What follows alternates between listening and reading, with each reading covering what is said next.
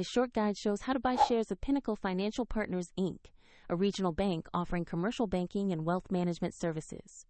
Pinnacle trades on NASDAQ under the ticker PNFP, and this is an educational guide, not financial advice. To buy shares, you need a brokerage account, and I'll use eToro as an example to demonstrate the steps.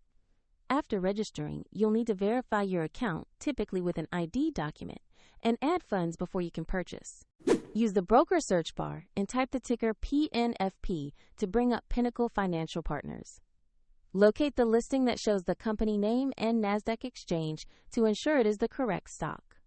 On the stock page, review the company summary and the price chart for basic information about the business.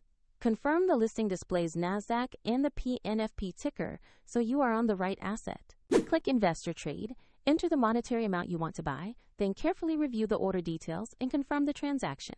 If the market is closed, the platform may schedule the order for the next session, and if you lack sufficient funds, the broker will prompt you to add money before confirming. After the trade executes, your position will appear in your portfolio with quantity and cost details. For more information and to visit eToro, find the link in the description below.